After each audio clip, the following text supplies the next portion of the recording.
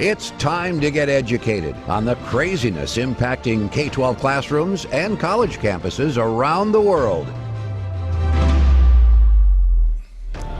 Hello everyone, and welcome to the program. I am still Katie Petrick here, joined by everyone's favorite comic comedian, the one and only David Fiorazo. As always, please do share this video with every one of your closest friends and even a couple enemies.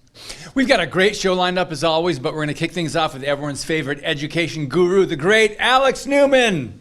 Thanks, guys. Great to be back with you. And yeah, this news out of Pennsylvania is just totally crazy, but it is part of a long pattern that we've seen developing for years. So the Pennsylvania Department of Education has this page. It's unbelievable. It's a website that they've put up. It's on the official Department of Education website called Creating Gender Inclusive Schools and Classrooms. You can see a little bit of that on the screen right there. They define all these words that you should know. And of course, this is aimed at teachers and educators. It talks about the wonders of gender diversity. And yeah, so here's some of the words that would be helpful for you to know, folks. Like a binary gender, the website says, is actually a faulty concept indicating that there are only two genders, male and female. Of course, anybody who is a biologist would be able to tell you that, yeah, there's actually just male and female. In fact, every cell in your body confirms the fact that there is only male and female. You could either have XX chromosomes or XY chromosomes. That's just how biology works. Sorry, Pennsylvania Department of Education. They also have assigned gender defined, and they define that as a gender a baby is given upon birth. And again, this is absolute madness. Of course, babies are not given a gender upon birth, right? Babies are given a gender upon conception by their creator, not by the doctor who delivers that baby. And again, this is established at conception when that child's unique DNA is created. Pretty amazing, folks. There's also some really bizarre advice on this thing. They tell the teachers that, and I'm quoting here directly from the document, in addition to the traditional pronouns, he, him, she, her, they, some people prefer to use gender-neutral pronouns such as they, they, ze, and xi. Yes, I am not kidding you, folks. This is what they're telling the teachers in Pennsylvania, which incidentally has a Republican legislature. This is all under the preferred personal pronoun segment. And then they say, this is great, if you don't know a student's preferred pronoun, it's always best to ask, folks. Yeah, it's always best to ask. And this is the same madness they've been peddling to teachers for a long time, folks. A couple of years ago, some teachers sent us a video from the National Education the National Education Association, one of the worst organizations in the world. Actually, it was referred to as a terrorist organization by the former U.S. Department of Education Secretary. True story.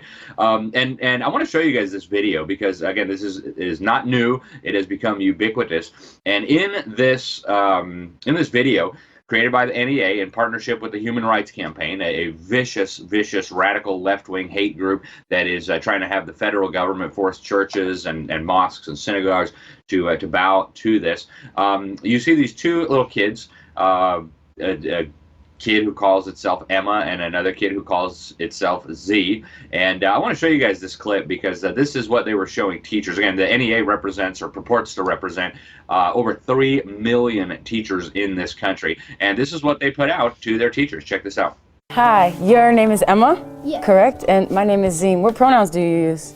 I use she, they, them. Cool. What pronouns do you use? I use they, them, and also just Z. And so instead of being a boy or girl or something undefined or in the middle, I kind of like just use my name. You know, my name is Zim. So if you just use Z instead of a pronoun, it's like more personalized and like less fitting into a binary.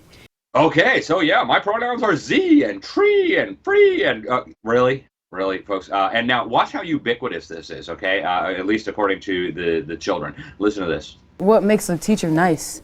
For me, it's when they ask me my pronoun and when they support me and when they call me as equal as everyone else. You said it's cool when teachers ask pronouns?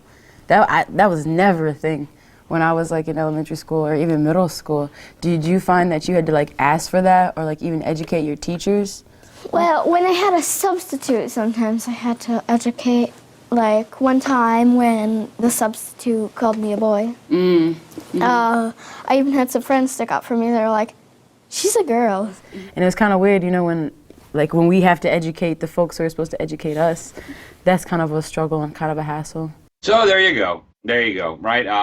All the teachers know that you need to ask pronouns, except sometimes the substitute. Then, you know, they had to be educated about this. Folks, this is crazy. This is absolutely insane. Back to the Pennsylvania Department of Education website.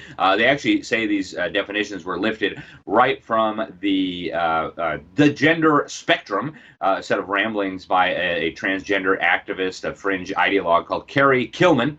And these were actually published by the Soviet Poverty Law Center, or sorry, the Southern Poverty Law Center, the fringe left-wing hate group that put out its hate propaganda that ended up being used by convicted terrorist Floyd Corkins, I think his name was, or Perkins or something, to target and try to massacre all the employees at the Family Research Council. This is the same Soviet Poverty Law Center that says a Muslim is one of the leading anti-Muslim activists in the world, says a Cherokee Indian married to a direct descendant of Sacagawea is the leader of the anti-Indian movement, says Dr. Carol Swain, a black law professor at some of our Ivy League universities, is a white supremacist, or is providing cover for white supremacy. Yeah, that Soviet Poverty Law Center, the same one whose founder, Morris Dees, of course, was exposed in court documents having abused his stepdaughter. And of course, it's the same organization that was exposed by its own employees for being racist, sexist, etc. Yeah, those freaks are the ones that are teaching your children about gender identity.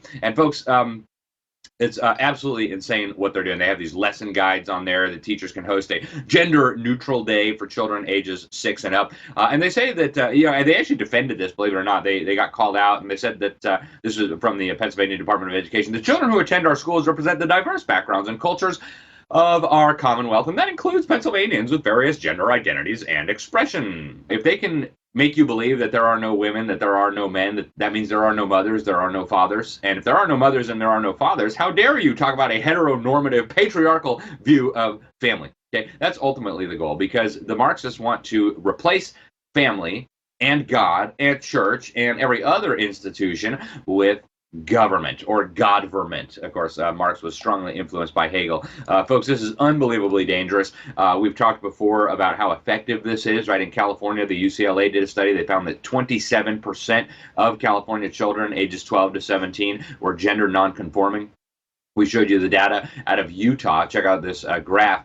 We showed you the data out of Utah showing that there had been a 10,000% increase in the number of underage girls going through gender transitions, right? The doctors are prescribing them testosterones and puberty blockers and things.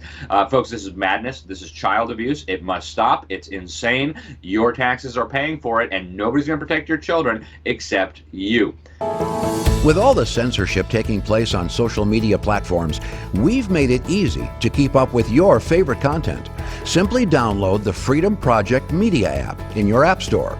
Get access to 18 new videos a week, plus thousands of archived shows, lecture series, and educational animations. Download the FreedomProject Media app on your Apple TV, Roku, tablet, or phone, and make sure you allow for notifications to keep you informed.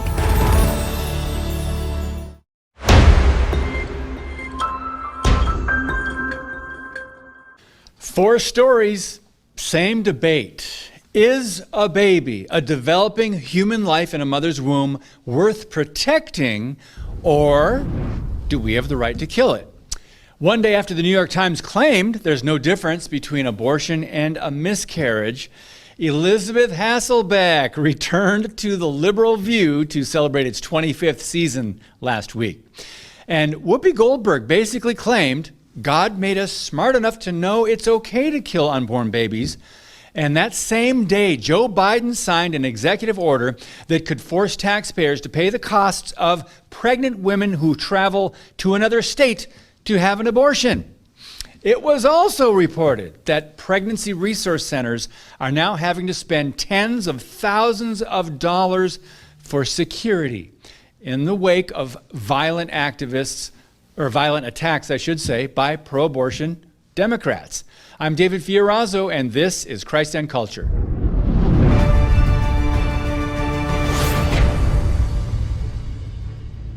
So Elizabeth Hasselbeck, a glutton for punishment, confronted the cast of The View again last week and challenged them with the other side of the story. What do I mean? Alternatives to murdering babies through abortion. Most pro-choice minions don't support choice at all, in the true definition of the word. They argue and fight for one option: eliminating preborn lives. Now, Hasselbeck's strength and compassion are desperately needed on such a one-sided show that typically downplays, criticizes, or condemns the biblical worldview, especially on life and truth. Now, she stood up and contrast that with Whoopi Goldberg, who declared that since, quote, God doesn't make mistakes, she said, he gives people free will, which is true, but she said it makes us smart enough to know that it's okay with him to have abortions. Really? Chapter and verse, please. No, abortion is not okay. It is not biblical. It is not reproduction. And it certainly is not health care. What about the baby's choice or rights or health? So Hasselbeck rightly drew attention to the various options and thousands of agencies available to help support women in crisis and to support them after the baby is born. So watch this. But I do think there are options out there. There are thousands of agencies that wrap around women that might not be able to care for the baby once born, or may not want the baby when they're pregnant, or maybe it was unexpected and they're in a hard situation, but that will come around at no cost and wrap around you. And I might not change your minds, but I hope women out there know to look for the nonprofits, look for the agencies that help you create a birth plan and match you with an adoptive family who may have suffered miscarriage after miscarriage, who want to care for the baby. So that option's real and it's out there, and I don't believe in giving women half the information out there, and I think those lives have a precious value on them. So excellent points, by the way. Thank you, because women are only getting half the information, probably not even half, but good for her. So the debate, of course, will continue. In fact, the two leftist law professors claim in a New York Times op-ed that the lines are blurry between women who choose to abort their children and women who have suffered miscarriage. You read that right, or you heard that right. No mention of one being spontaneous, against what a mother wants and desires, and the other, abortion, being a calculated decision that was pre-planned.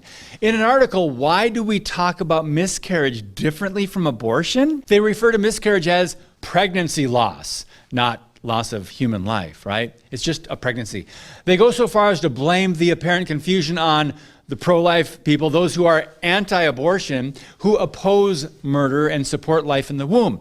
They say decades ago, the anti-abortion movement realized it could weaponize grief after pregnancy loss to suggest the callousness of abortion and to promote the concept of fetal personhood. So truth that it's a human being growing in a mother's womb, that's only a concept now?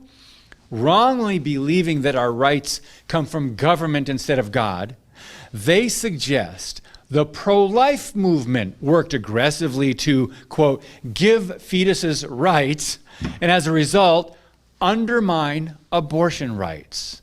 Also in lockstep with a culture that has devalued life, the Biden administration supports those who want to eliminate lives in mothers' wombs to the point of charging taxpayers to cover abortion costs for those wanting to cross state lines to commit an abortion. White House spokesperson Karine Jean-Pierre stated that the decree, quote, paves the way for Medicaid to pay for abortions for women having to travel out of state. Did you catch that? They have no choice. They're forced to travel. They're forced to get an abortion one state over. So we must not forget, Americans are already paying government over $500 million, which helps fund Planned Parenthood, the nation's largest and richest abortion business. Finally, as a result of the demonic leftist agendas, many workers and volunteers, sadly, at pregnancy resource centers are having to divert valuable resources away from helping vulnerable women in need and now add security measures for their buildings. These new costs are in addition to the funds that have already been paid spent on repairing the damage done by pro-abortion terrorists and activists. In just the last few months, the number of violent attacks on pregnancy resource centers, churches, and family organizations is rounding 90 and heading to 100. Where's the Justice Department? Where's Biden? You know where they stand, right? Most of the funding that keeps pregnancy centers running comes from donors and local communities. So they just need to keep on raising money, and it's going to help protect them from the violence. So when the party of tolerance and the preachers of justice call out the hypocrisy in their own ranks, as well as the violent activists and arsonists, then maybe we'll get some justice. But don't hold your breath. They're being encouraged, and they're well protected by the Biden administration, by liberals in power, and the pro-abortion media in America. More than 63 million unborn Americans have been murdered in abortion since between 73 and 2019 alone, according to the National Right to Life Committee. Now, biblical principles, including God as creator, God the giver of rights, and the value of every single human life, simply do not fit the modern depraved liberal narrative. But every one of us has to decide who to follow, Christ or culture. God bless you, and keep speaking the truth about things that matter. Today's show is sponsored by our friends at MyPillow. Save up to 66% on all items at MyPillow.com when you use the code Dr. Duke. That's DRDUKE. Support this show by supporting a great American company.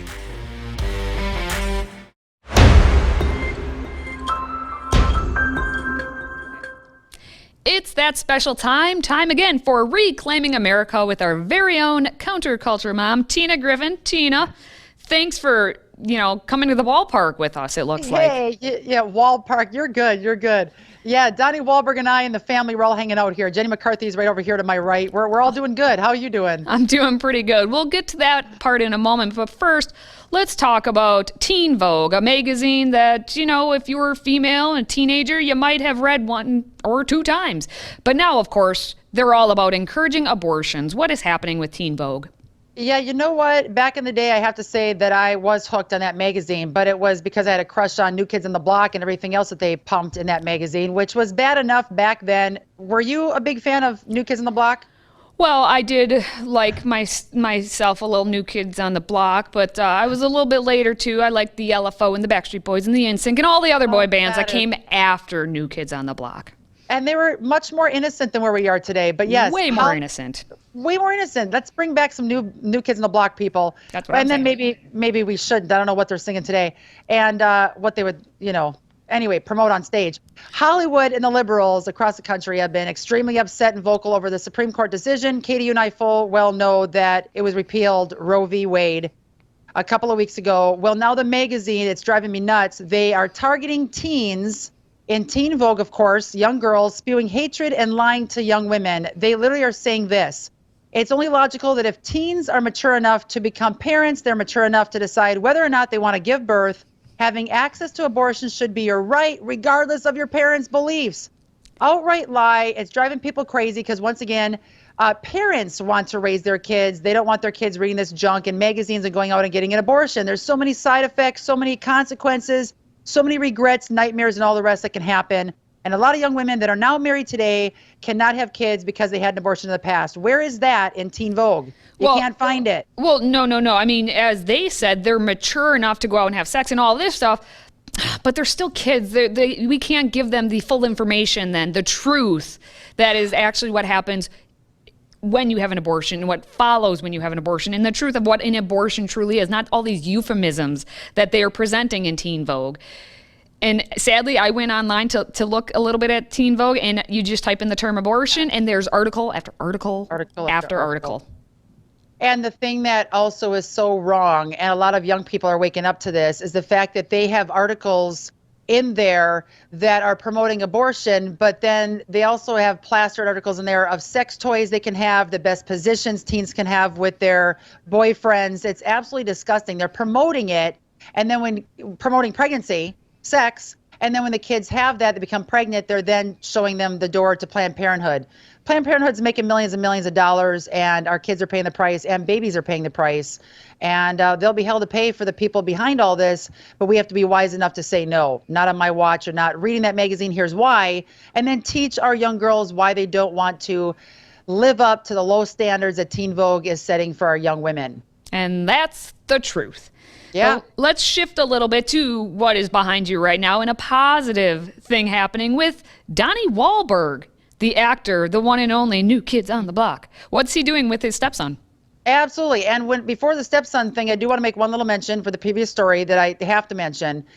Culture of Life, COL 1972 is in our app, Counterculture Mom app. You got to go in there, check it out, and get their goods because they are a pro-life company. They give 100% of the proceeds to pro-life causes, to saving babies.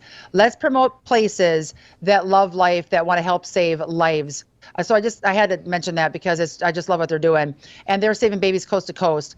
So other people that are loving children that are in front of the battle lines here is Donnie Wahlberg. He loves Jenny McCarthy, but of course with her came children, her children. And while we see celebrities constantly celebrating abortion, it's great to see someone who shows love for kids that aren't even his own. Donnie Wahlberg recently, of course, fell in love with Jenny McCarthy, but she wasn't the only one that stole his heart. He felt a connection to her son, Evan Asher, and here's why the story is sweet. Evan has autism spectrum disorder. His own biological father could not look past his autism diagnosis and ultimately left Evan. And he had no dad until Donnie came in the picture. So a sweet story that lets us be reminded through this story of even a celebrity status here, that even though our earthly father might reject us, abandon us here, our heavenly father will never abandon us. That's important in this day and age because a lot of kids don't have a dad. It's really sad.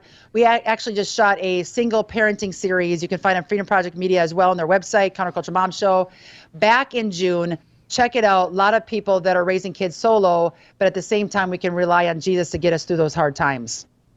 Absolutely. And that's a great story to hear of what Donnie did. And you know what parents and guardians across the nation are doing? Always step up to the plate if it means you can help a child.